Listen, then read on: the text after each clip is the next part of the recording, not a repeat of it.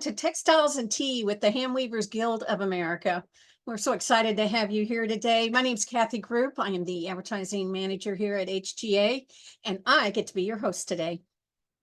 We're so excited that we've got some new sponsors today. We have Dewey and JJ Watt. Aren't they amazing? We appreciate Dewey and JJ Watt from the McCormick family being our sponsor today. I think it's great that they did a duo of sharing the responsibility of being a sponsor. So thank you all so much. As always, if you'll do the questions at the end of the program and put them in the Q&A. I see some of your chats, but I can't always see them to put them in the Q&A. So put them there. Keep the chats coming. We love those. And we'll try to get to as many questions as we can today. Today, we are excited to have Dr. Anika T. Prather. Anika Prather is a scholar and a fiber lover. She obtained her BA in elementary education from Howard University. She has multiple degrees in education from New York University, Howard University, an MA from St. John's College, a PhD in English, theater, and literacy education from the University of Maryland. And there's more. Her research centers on enhancing literacy among African American students through engagement with canonical literature. Now, canonical literature, and I'm probably pronouncing that very badly, means a group of books, poems, and plays that are considered to be very important and traditionally representative of a literary tradition or culture. Yes, I had to look it up. I didn't know what it was. So while obtaining her education, starting schools, generally being an overachiever, writing books, she has been weaving, spinning, and surrounding herself with other fiber arts. She learned how to crochet from her grandmother. We'll hear more about that in a minute, whose yarn and needles she inherited. Though she's had marriage, family, careers taken her away from her fiber love, she's come back to it now, and we're going to talk a lot about her passion. Hey, Anika. I think you're muted. There you go. Hello, everyone. Welcome. Thank you. Well, we always start off with our important question, which is, what is your favorite tea? Chamomile tea, and I'm mad because I left it on the counter. Uh-oh. Chamomile, it relaxes me all the time. Oh, good. Well, how did you get started? I said some about the relationship with your grandmother, but talk more about how you got started with fiber. I was probably about 10 years old. My grandmother, she passed away in 2000. But when I was 10, I spent a lot of time with her, most of my time with her. And she was a seamstress, and she crocheted and everything. And she was a quilter as well.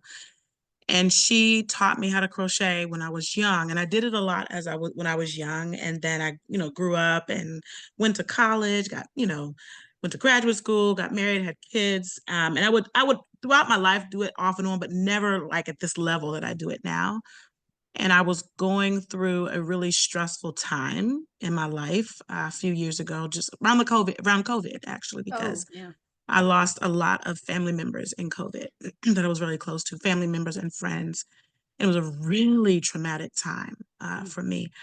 And I had a friend who knew that I was feeling stressed and anxious about everything, that coupled with my job, that she told me her story of how she got into crochet when her husband died and how it helped her deal with her loss, her grief. It was very relaxing for her. So I said, oh, I know how to crochet. And I still had all my grandmother's materials. And so I started crocheting after that conversation.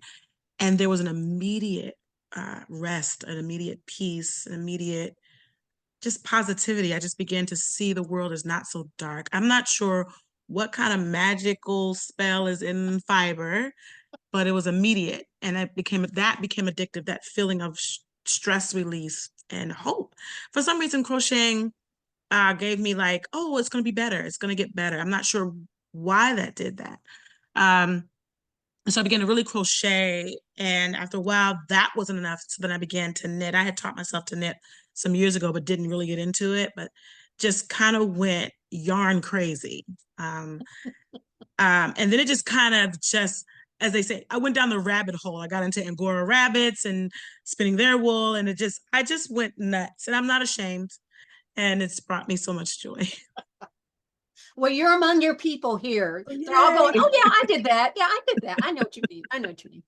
Um, talk to us a little bit more about your grandmother, and I hope I'm not bringing up a tough subject, but No. I have read where you were by her side Yes. as she died, Yes. and you had your fiber with you, or you were Yes. talking fiber. Talk more about Yes. that if you would. So she was diagnosed with ovarian cancer. She lived 3 years Oh, after the diagnosis.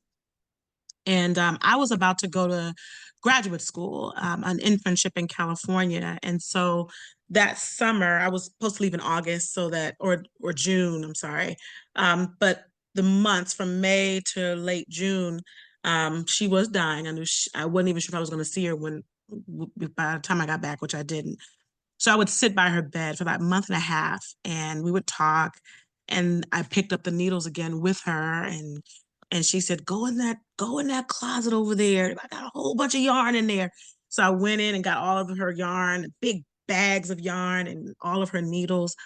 And I would just sit by her bedside and crochet, and she would guide my hands, teach me new stitches while she's laying there. Um, that's such a wonderful memory. Sorry. But oh, that gave me goosebumps. I'm thankful for this memory, you know. And I would just sit by her bed every day and crochet, and she would teach me new steps. And, well, how do you do the circle? And how do you do a square? And how do you do this? How do you do double? And she just showed me everything while she was in her deathbed. And then I went off to my internship, and she died while I was gone. Yeah. Isn't it wonderful to have that fiber, that what a link between you and her. Yes. I Oh, think of her like whenever I pick up a needle, you know, because I still have some of her yarn, so I still use that. And um I'm thankful. I feel like it's a gift she gave me to stay connected to her. So I'm very grateful. We were very close.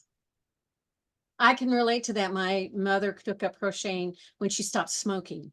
Mm, And I have, she had like a billion granny squares, yeah, and I got all those when she died. And yeah. when I see them, it's my connection to her. So Yes, thank you for yes, sharing that. I know it's yes. hard sometimes to talk about that, but Mm-hmm, I appreciate mm-hmm, you sharing that. mm-hmm. I'm honored that I could talk about her. Good. Well, let me ask you, I know you do a little bit of weaving, you do a little bit of crochet, a little bit of embroidery.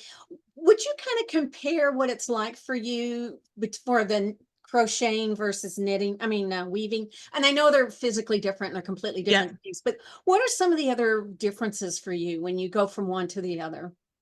Okay, I'm gonna use a cigarette as an analogy. Crochet is my cigarette. Ah, okay. I'm not a smoker and I don't do drugs or I don't even drink. But if you were liking it to whatever people do to relax, this is a healthier way to do that. Crochet, I can just pick up my yarn, pick up my needle, and I do that. Like if I get stressed, I just pick it up and I just start going, and I'm just like, okay, I can face the world again. That's crochet. And that's probably why I do it so much because my life can be a little bit hectic, and I can put a ball of yarn and a crochet needle in a purse. And you will, if you got my purse, most likely, if I'm not carrying my little, fanny pack, if I have a purse or a bag, there is some yarn and a crochet needle in there for sure. Um, I fly a lot because I speak a lot and I get anxiety on the plane. I know you all are like, this lady is a nervous wreck, but I just have a lot going on. But I sit there in my plane seat and crochet, and I'm just as relaxed as I can be. So crochet is is um is a real life. It's necessary for my life. That's crochet. And what I do with crochet is I make a lot of blankets for especially young mothers, especially if they're single Aw. mothers. I call them agape blankets, and I make these small receiving blankets for mothers to feel loved at a time where they don't always feel loved. That's crochet. Knitting, I can't say it relaxes me too. It's just a lot more intensive. It does sometimes bother my carpal tunnel syndrome, but I love knitting. I love knitting squares and then sewing them together to make what I call the peasant blanket. So it looks like a patchwork blanket of different types of knitted squares. So I love that. And then weaving is very relaxing too, and it can have a similar effect as crochet does for me, except it takes so much work to get the loom ready. So getting the loom ready, like I could have a vision of, I want to make this scarf or I want to make this thing. And like, oh, I gotta set it up first, and I pick all my yarn, I set it up.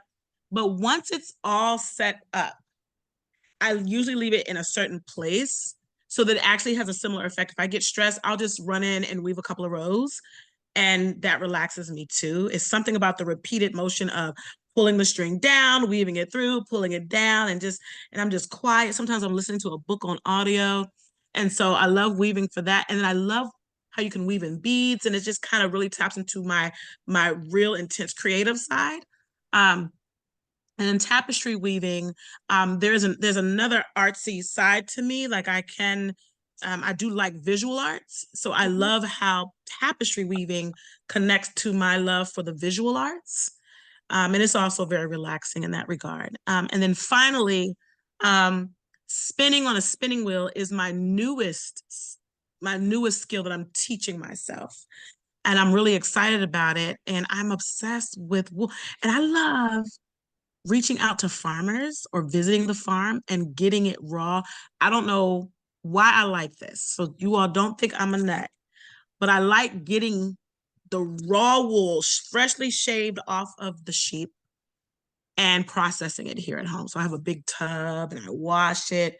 Then I, make the rollags and all of that. And then I'll spin it on my spinning wheel or my drop spindle.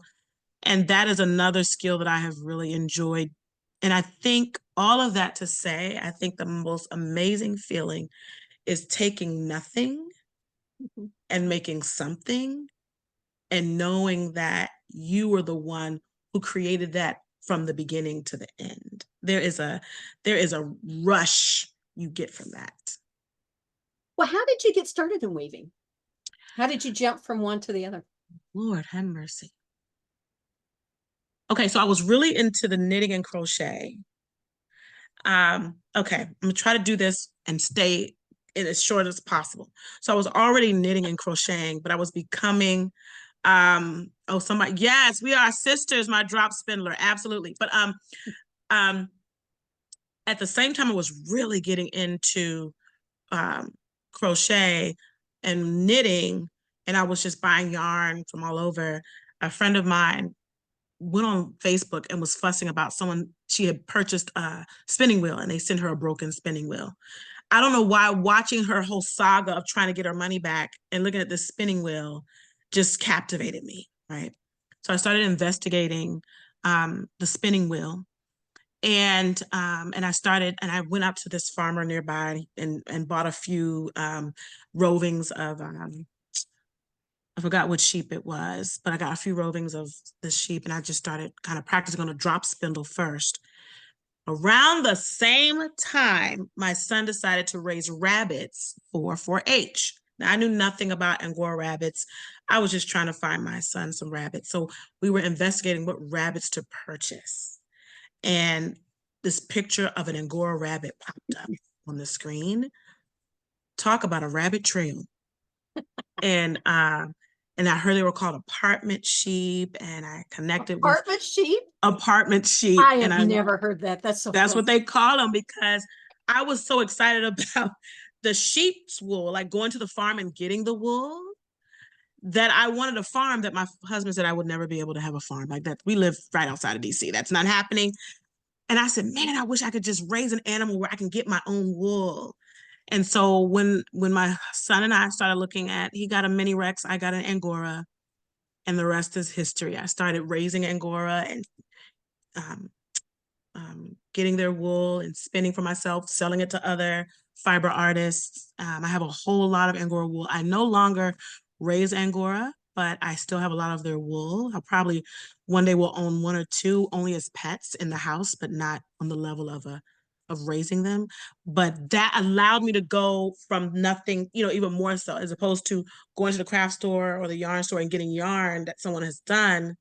Now I have wool that I have harvested, that creature I've bred, and I have harvested the wool and cleaned it and made it into a roll lag and spun it, and I've been able to make different things out of it. That took the addiction in a good way to a whole nother level. Well, we have a picture of you with the bunny. Yeah. His name is T'Challa, right? Mm-hmm. So a picture of you and T'Challa, Okay. and another picture. Yes, that's my baby. Yes. And then we have another picture of him all by himself. I think there That's you actually, that was go. his sister. Yeah, Oh, that that was was his actually his sister. sister. Mm-hmm. Oh my gosh, look at that. They're beautiful, They magical are. creatures. They are, and they're really sweet. Especially if you get them young. And there's different ones. There's French Angora, German Angora, English Angora. The German Angora and the English Angora are the sweetest. Like they're like dogs, and they just love their owners. The French Angora can be real snooty and like, don't touch me. His sister was like that. But T'Challa was a love bug. He loved me from the moment I bought him. I remember him just looking at me through the cage like, I just love you. It was, and we bonded, we bonded a lot. He passed away a couple years ago, Oh. but he made the most, I have a lot of his wool. He made a lot of wool. And so if anyone's out there interested in getting this deep into fiber arts, get one or two Angora. You can make a nice little pin in your home, and you can always have access to wool that you can spin. And it's best to spin it or mix it with alpaca or some type of sheep's wool. It makes it even more sturdy. It's a very soft wool.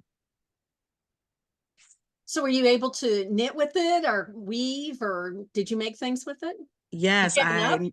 yeah. So I knitted ear warmers, like the ear warmer headband. I Oh, didn't send you, I wish I wow. could have sent you a picture of it, but it has like a little African thing up the front to kind of hold it together. And because Angora wool is so warm. So it Yeah. makes really good ear warmers. I'm actually right now, because I have a lot of Angora wool still left, even though I don't raise Angora anymore. So I'm making a scarf right now, an Angora and alpaca scarf right now on my loom. Well, what are some of the other things that you've spun? What other fibers have you spun? Okay, so let's see.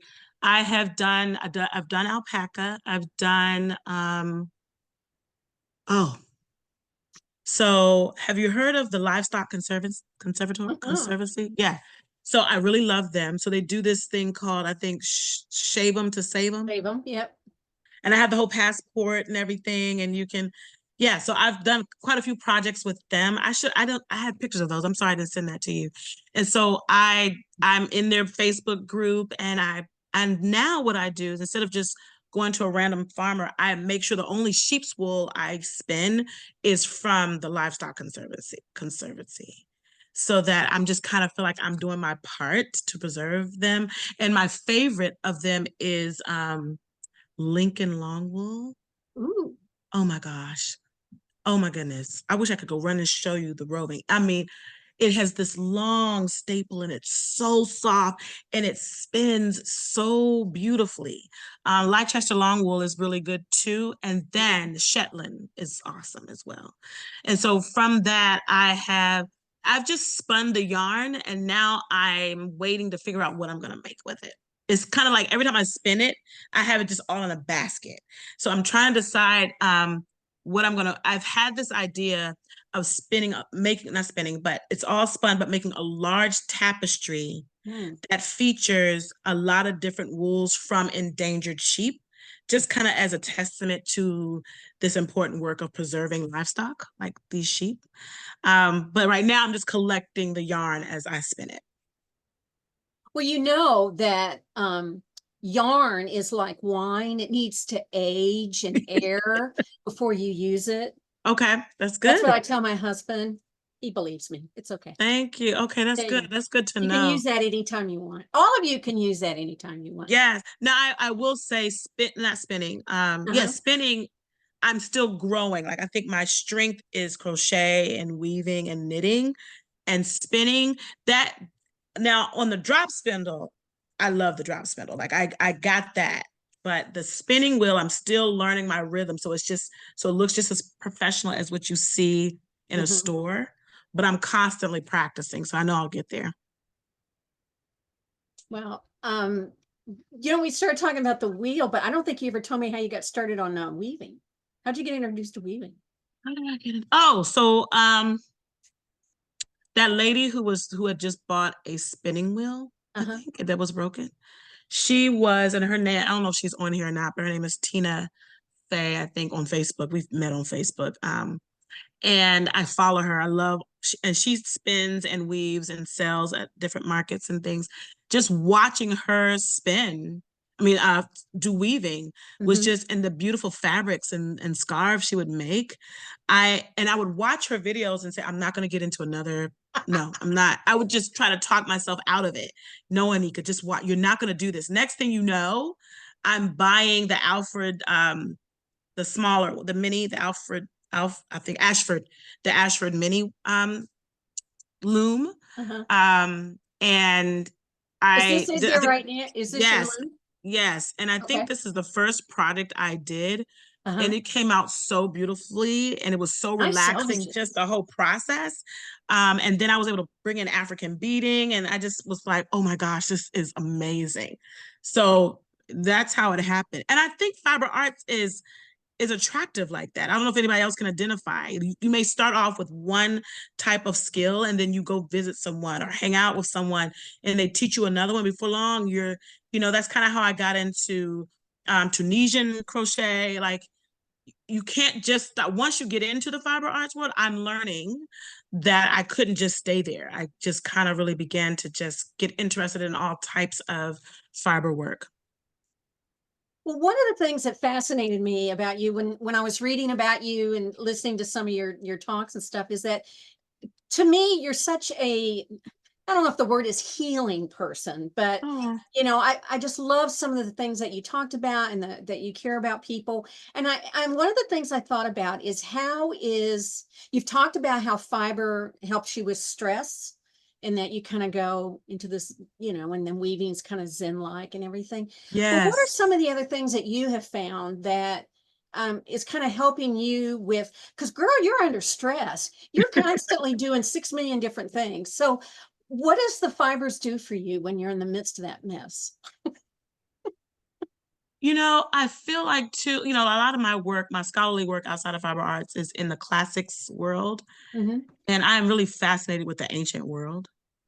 Um, there was a time where I felt my love for the fiber arts was separate from my work in the classics world until I stumbled upon an artifact that someone had found. It was something someone had carved or um, it's shaped from clay or pottery of a man spinning on a drop spindle in ancient Greece. And somehow, when I saw that artifact, I went back to different plays and different Greek literature, different Bible texts of spinning and working with fiber arts.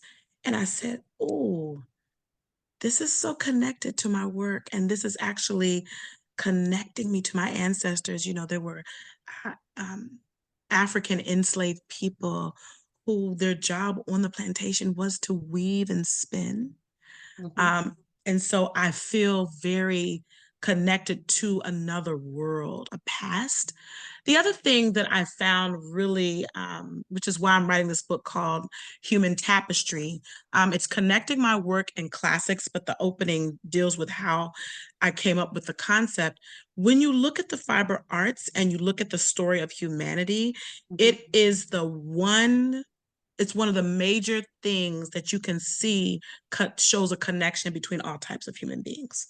So you can see, I call it art wisdom. Somebody else may have said that, but there's this art wisdom that is shared that transcends continents, colors, ethnicities, cultures. I can almost imagine there was a time where politics did not divide us. There was a time where our skin color didn't divide us. There was a time where continents and lines in the world did not divide us. We would go from continent to continent, country to country, culture to culture, and see one another, talk to one another, share with one another. And even when it comes to fiber arts, you see signs that somebody along the way knew how to do one type of fiber art and kind of crossed a culture, crossed a country or a continent line and learned about another type of fiber art and look, wove it into their, what they do. And And so you see this pattern where it is possible for us to be connected. It is possible for, in spite of all of our differences, when you study the history of fiber arts from ancient times till now, you see we are able to be connected. We are able to share something and make something beautiful out of it without anyone saying, oh, you're appropriating. You stole that from my people. Like, it's like that's, for some reason in the fiber arts world, no one becomes guilty of appropriation. We just share.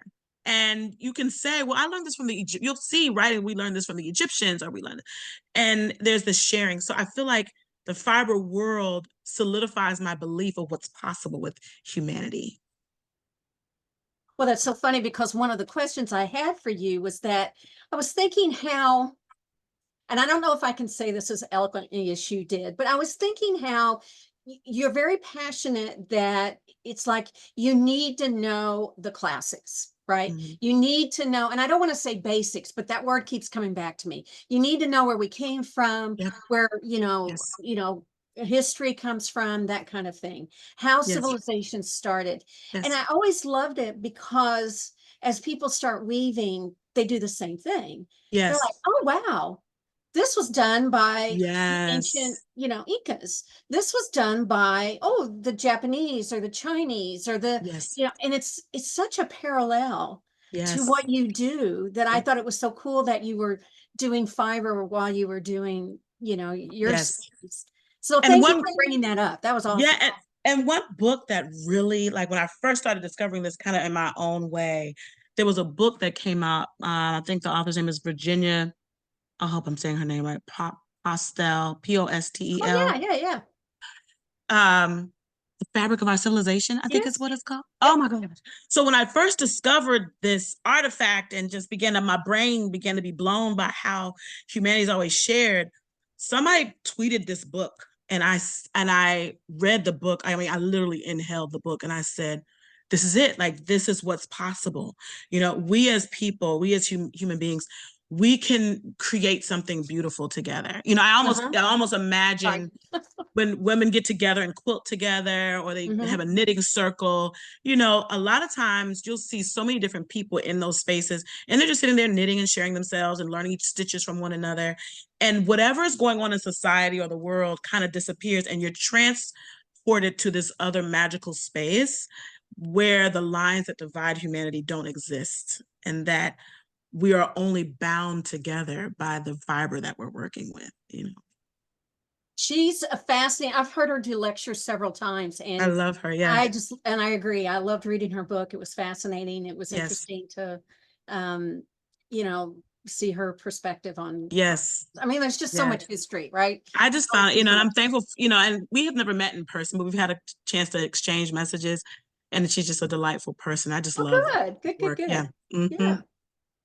The other thing that when I heard you talking about your school, I think it was your school. No, it was when you teach, and maybe your school too. Anyway, one of the things that you have people do, you talked about how there's a circle that they sit around the table in a circle. And I'm not even going to try to get into the whole thing, but it was very important, it seemed like, that it was set up that way. It was Yeah. an integral part of the process in your classes. And I thought, again, there's that parallel, because how many times do we all sit around Yes. and either we're knitting, we're crocheting, we're spinning, and even weaving? I mean, how many workshops I've been to, we're all just sitting around doing that together. And there is something about that, isn't there? Yes. It's such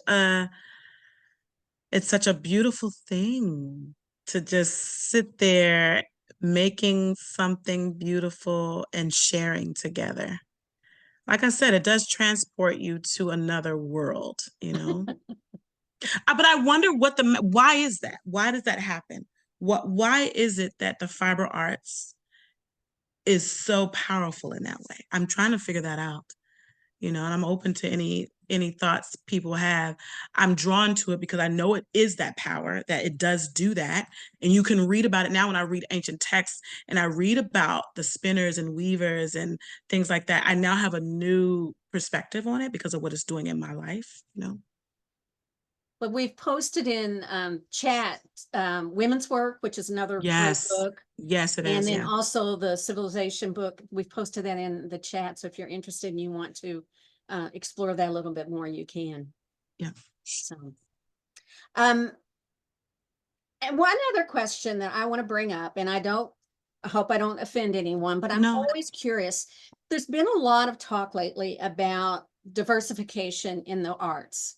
And in fiber, that's been a real issue. It's kind of come to the forefront of why are there not more people of color in weaving? And I don't expect you to speak for the whole world of colored skins and different nationalities and that kind of thing. But have you noticed that? And what is your opinion on that? Yeah. Sometimes when I go into some yarn shops or even some fiber art spaces, I'm often the only brown person there, and there's a look of what brought like nothing mean has ever happened to me, but definitely like how did you come here? I think this goes back to my discovery. I think a lot of people don't know their story. Like a lot of people assume certain things are for a certain group of people.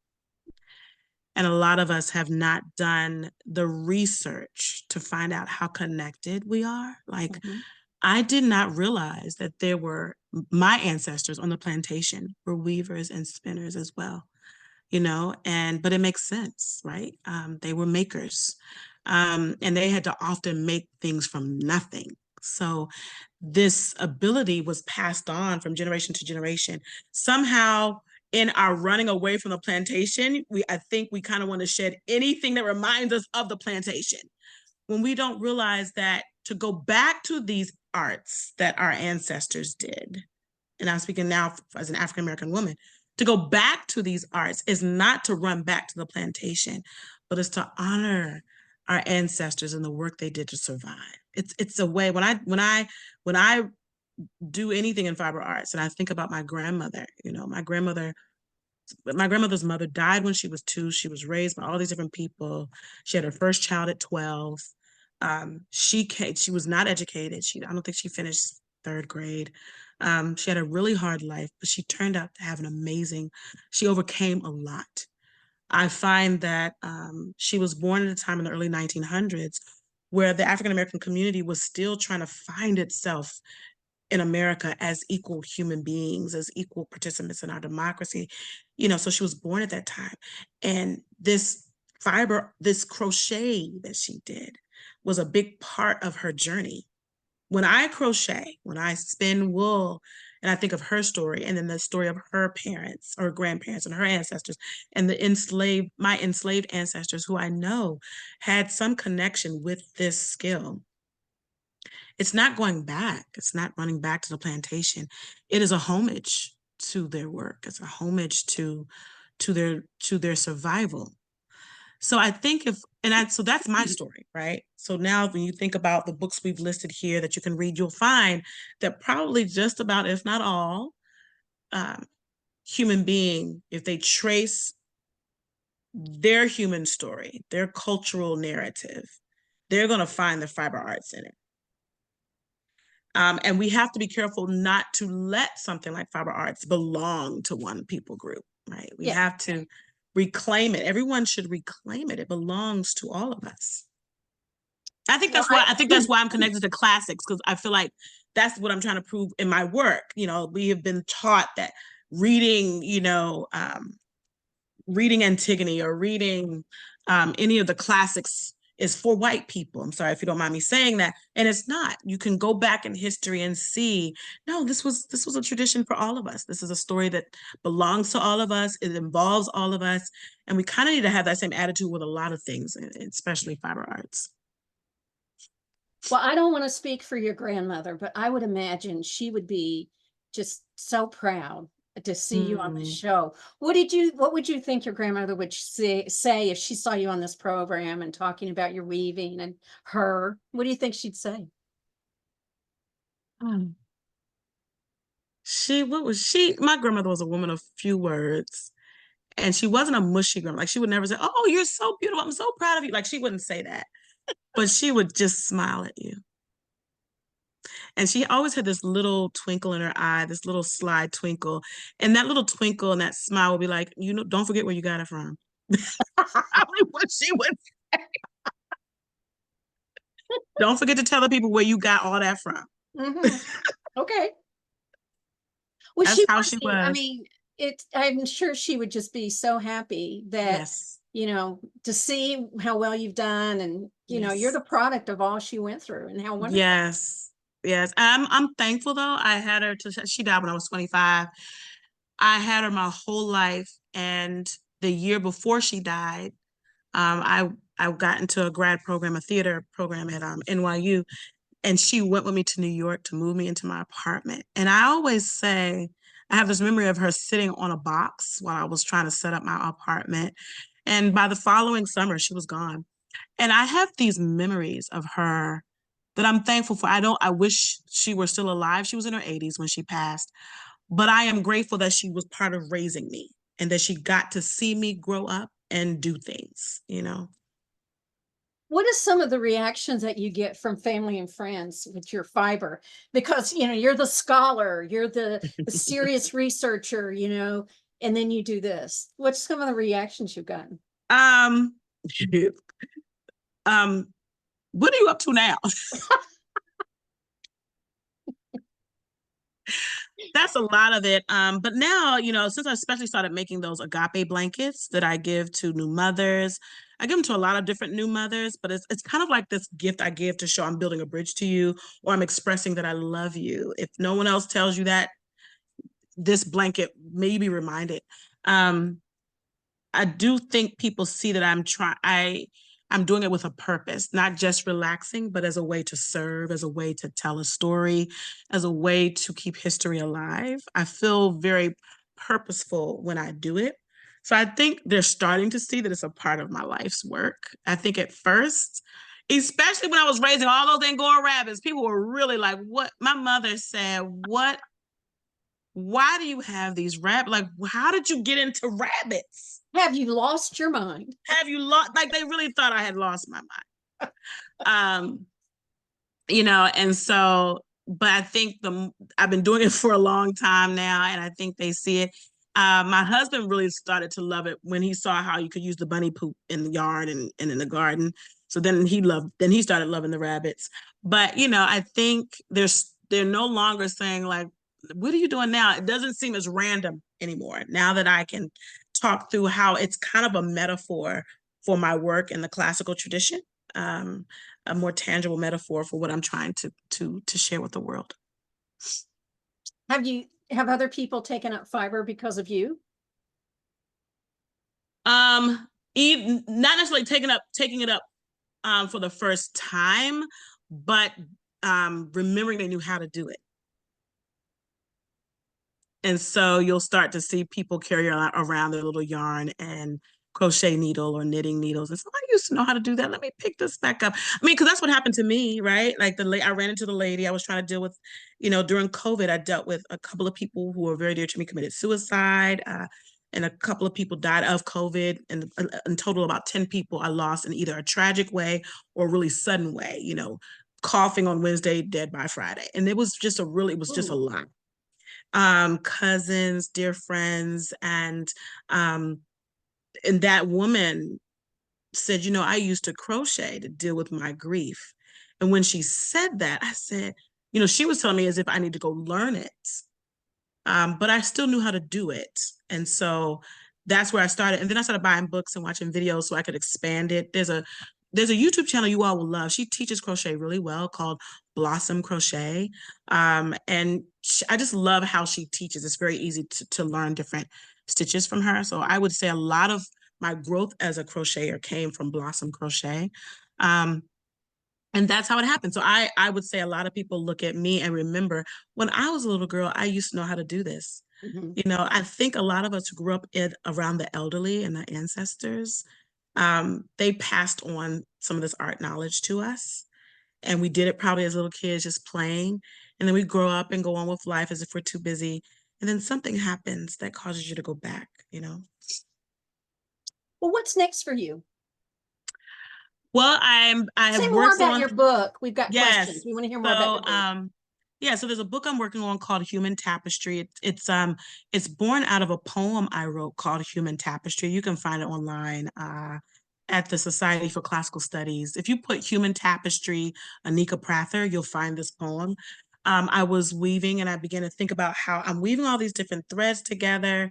This is kind of like how humanity is. We're all so different, different colors, different feels, different shades. But when you're done with the products, you see this beautiful image. Tapestry weaving is so different from weaving because tapestry weaving, you can weave in any type of wool or fiber to make a picture or something abstract. Whereas usually when you're weaving or crocheting, you should probably stick as close to similar fibers, you know. But tapestry allows you to make pictures out of all types of different fibers. And it reminded me that we are so different, you know, we can in our differences come together and make something beautiful. And so the book is called Human Tapestry, and it kind of talks about how I came to that title.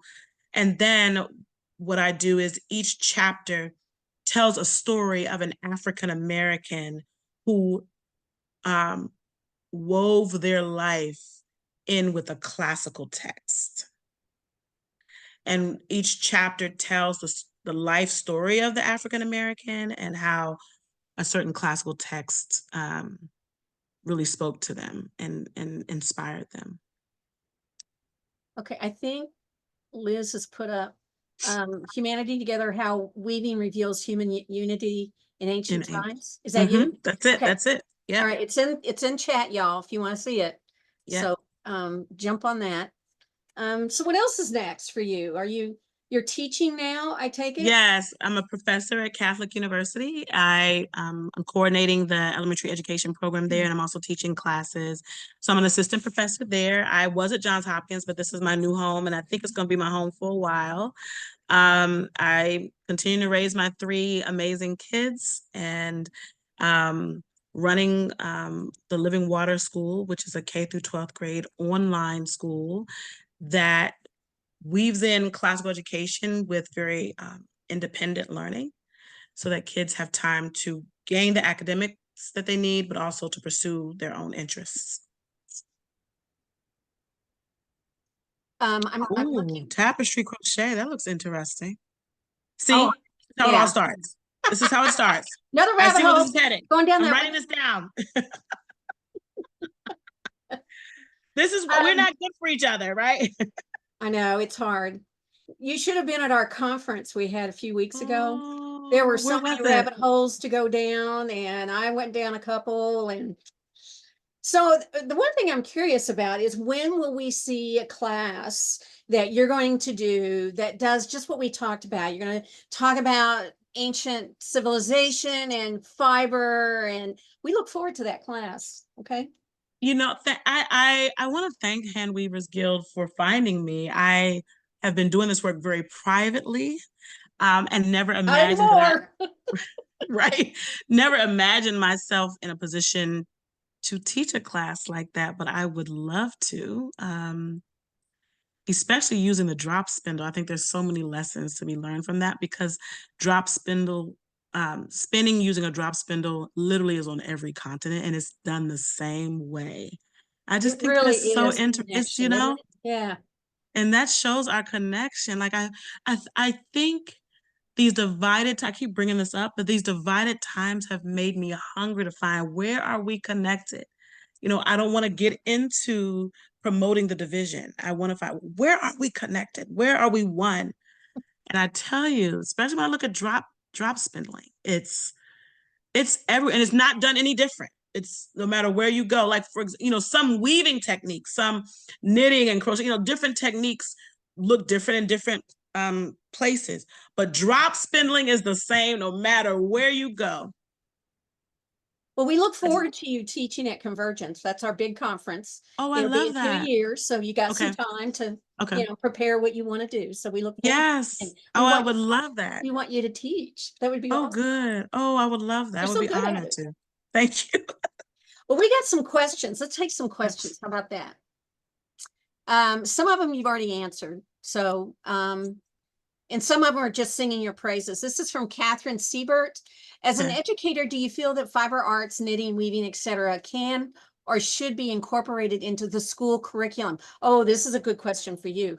It's a big part of the school's curriculum at Waldorf, but public schools seem to ignore them.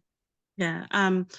I think public schooling, because of how many kids they have to teach and how much they have to get through with up to 30 to 40 kids in a class, it's probably very hard to do unless you take it as an elective. Um, my school, the Living Water School, used to be for its first 5.5 years, it was a brick and mortar school. It went online for COVID, and just we began to get families from other states, and we've remained online. But when we were in person, we had a crochet club, and everybody brought their yarn, all the kids, and it was a big part. Mom would come in and teach, and the kids would just sit around, boys and girls, crocheting together. And we want to get back to the handicrafts. I mean, that's basically what we're talking about. I know fiber arts is one of many handicrafts, such as embroidery, sewing, and crochet, knitting. And I think getting kids back to these ancestral talents it would enhance learning. I think now kids are so industrial. Let me just get the work done, fill in the blanks. But creating opens up a whole new part of the brain that eventually does affect every other part of the brain. And it's so math based. Yeah. For good or for bad. Yeah. It's so math based. Yes. Yes. Exactly. Yep. This is from Terry Shoemaker. Hi, Terry. Your engagement in the fiber arts is so contagious and beautifully presented. Thank you for your energetic message. Thank you, Terry. That was nice. And Thank true. you. So true. Thank This is you. from Bernadette Binns. What colors and combos do you gravitate to in your crochet, spinning, weaving? She said, I love strong colored warp myself. Yeah. What is your color palette? Or do you have? I'm very random. So Oh, there we I'm go. very random. Yeah. If I see something that I just love to put together, I just love it. Now there is, but I love, what is this? When the color, it just escaped me. When the color changes, I'm trying to see, kind of like you see this blue with the yellow. That's an example of a color changing. As you weave, the colors change. I love that. And I want to explain why. Not because it's easy. Like a lot of times when you do color change, it takes a lot of work to stop what you're doing and then tie in another one. And but I don't like this because it's easier. It does when my eyes look at the color evolve, it also does something to me as well. When I am crocheting or weaving the same color row after row, there's a boredom that happens in my soul. But when I'm working with a yarn that changes colors gradually, I could probably do it all day. It just does something to me. It just relaxes me. And if the color is so beautiful and bright, it really grabs my attention too. So I would say that I like bold colors, really bright colors, but I also really love yarn that changes color as you go. That's my peasant blanket. That's the example of the That's knitting gorgeous. blanket. That's just Mhm. this one.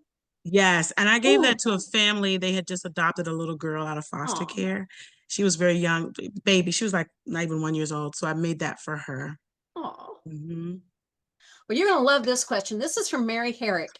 She says, fellow St. John's grad here, starting from the wool seems very Johnny approach. Does that make sense to you? Yes, it does. She goes, now I love this. She goes, do you sometimes feel like one of the fates? Hmm. Ooh. She went Johnny on me there. She did. Way to go, Totally Mary. Good Johnny. question. I'd never thought about it like that. I've often thought of myself as a muse Oh, there you go. because, they're so connected to memory, and everything I'm doing is connected to remembering my grandmother, remembering the ancestors, remembering what the world used to be before lines were created that divide us. But the fates. I don't know if I can answer that. Let me think about that. But I will say I've always thought St. John's should have a small farm. Oh, A lot Yeah. of Johnnies tend to go into farming. You see a lot of them go into Really? beekeeping or farming because sitting together in this beautiful space to discuss the literature, you really get back to the very root of what it means to be human. A Johnny is a person who goes to St. John's College, Annapolis, and Santa Fe. And it's a liberal arts college where literally what you do the whole time you're there is read from the classical tradition and discuss it and learn all types of stories that transcend the times that we're in now. Yeah, I just found out my university is starting a dye garden.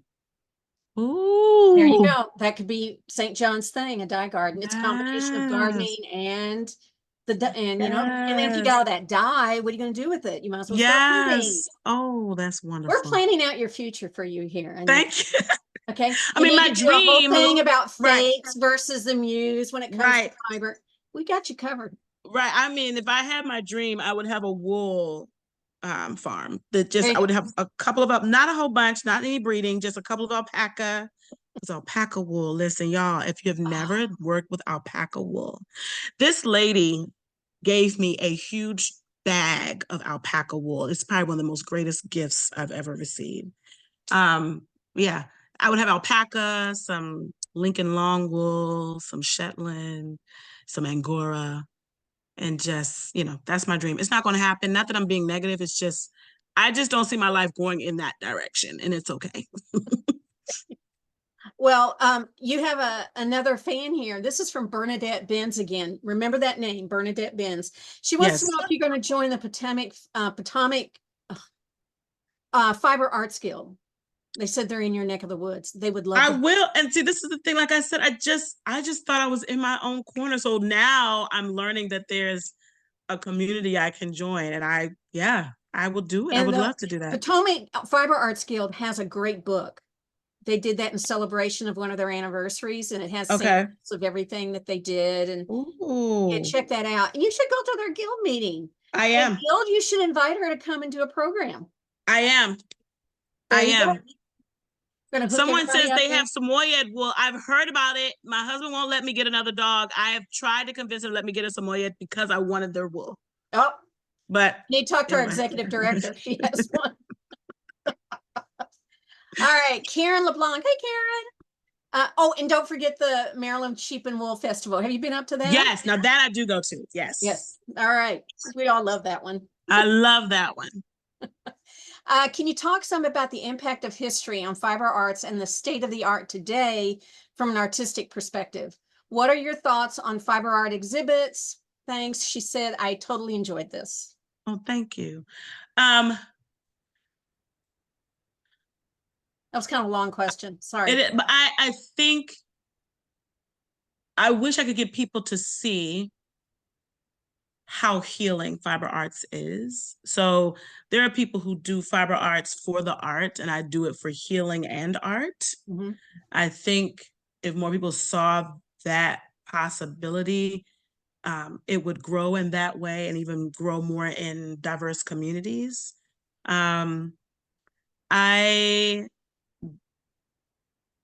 I just feel that it is an art that is very untapped, very undiscovered. Like, I know there's a lot, you all feel like it's a lot because you're in the community. It's kind of like the classics world. We feel like it's a whole bunch of us, but we're really, really small. I feel the fiber art sometimes is the same way, only because when I go to places, I know I'm often the minority, or, you know, and I'm always thinking, oh my gosh, like, you're missing out on all of this adventure, this excitement of creating and meeting people and connecting with nature in this way. I just think people don't see how it benefits them sometimes. And then some people don't think they have a creative spirit. The beautiful thing about fiber arts, though, is that because there is a specific way that you do it, you don't really even have to be an artist to do it. Once you learn the skill, you become an artist. And I think people think, you know, I think people think that they're not creative, they could never, but all you need is some string and a hook. And before long, you'll tap into an artistic, creative side that you have. That's so true. If you're sitting around painting, somebody always seems to go by and go, that's not Yes. good. But if you're crocheting, no matter Yes. how badly you're doing it, or if you're weaving, no matter how Yes. badly you're doing it, Yes. okay.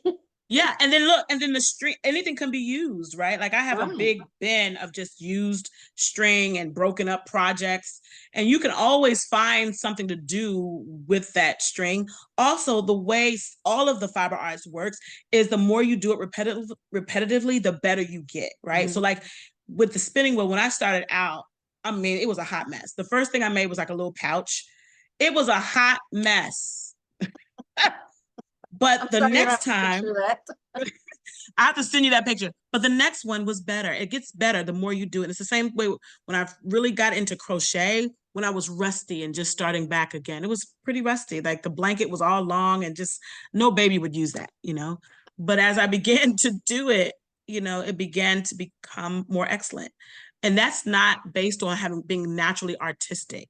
So if anyone who's out there who wishes, who's listening, maybe they're not into fiber arts, but you were just curious, and you look at artists and wish, oh, I wish I were an artist. The fiber arts is a great way to go into it because once you learn the skill, you become an artist. Well, I hate to say this, but we have to stop. Okay. You have been wonderful. Thank you so Thank much for being you. on here today. And I'm Thank trying to you. save all of your chats because everybody is just singing your Oh, praises. They're so happy they tuned in today. And I yes. do want to thank you, Dr. Anika T. Prather. We thank you Thank so you. much for y'all. She's got two different websites. The nikanits.com is the fiber one. So go check that out. And then be sure you keep track of all the things we put in the chat, books and things like that, and you can see some of the things that we were talking about. Thank you so much. We appreciate you coming today. We look forward Thank to you. seeing you in the future. You're going to be at Convergence. You're going to join a couple of guilds. We're going to see you a lot in the future. Oh, absolutely. You better believe it. All Thank you so right. much. And I do want to thank our sponsor today. We have two today, Dewey and JJ Watt. They are our wonderful sponsors today. They co-sponsored this. And I know you think that they went online and did it, but actually they didn't. Their fur mommies and fur daddies had to do that. And we do thank them so much for being our sponsors here today. If you want to be a sponsor or your guild or your business, please go online or call me and we'll get you set up to be a sponsor for a future Textiles and Tea, and we appreciate it. Spinning and Weaving Week. I know we keep talking about it, but right in the middle of it, I was talking with someone today about doing thread talks. And if I can talk a little bit about that, thread talks is like TED Talks, but it's thread talks. So if you have an idea, a concept, a theory, something that you want to talk about, it's not a sales pitch. You're not going to talk about how good your work is. We know it is, but you're not going to talk about that. But it's like TED Talks where you bring up a concept, an idea that you want to share, whether it's about conservancy or the use of fiber or pollution in making fiber or the great use of color, anything you want, send it to us and you can apply to be part of Thread Talks. But that's just one of many things. We've got sponsorships available. We've got people coming on being sponsors. You can advertise if you have a business. You can have a virtual booth. You can do a sales if you want to do something like 10% off for the week of Spinning and Weaving Week. We also have Marketplace Live where you can meet the vendors. All of those folks you didn't get to see at Convergence, they'll be there. You can talk to them there. We have our fashion show, and I want to see some of you in our fashion show. You guys do beautiful work. Come share it. It's easy. It's all online. So it's from October the 7th through the 13th. It's a great deal. It's for $30. You get the whole week except for Art Sparks. And Art Sparks is our classes, little small classes, 2 or 3 hours. You pay a little bit more for that, but everything else is under that amount of money. And you can watch it anytime you want because it's recorded. Isn't that great? I work for a living too, so I couldn't watch it during the day. But how nice to be able to kick back that night or over the weekend or next week, and you can watch it whenever you want to. Please learn more at weavespindye.org or give us a call. We'd be glad to help you with that. I want to thank everybody who has donated and been a sponsor or joined HGA. All of those things help us keep these programs going. Whether it's Textiles and Tea or Careers in Textiles, Spinning and Weaving Week, All of that is covered by your donations, and we do appreciate you donating. If you would like to donate, please go to weavespindye.org and you can donate there. If you've missed an episode, you want to watch this one again, you can. You can watch it on the HGA Facebook page, or you can go to YouTube. If you watch on YouTube, I encourage you to sign up, subscribe, because when you do, you'll get a notice that another episode was uploaded. So thank you all so much. I hope you've had a great week. And I look forward to seeing you on next week when we have Neil Howard. If you're anywhere from the Southeast, you know Neil, or if you've seen her amazing clothing, you saw her at Convergence. So we're going to talk with her next week. Thank you all so much, and happy tea.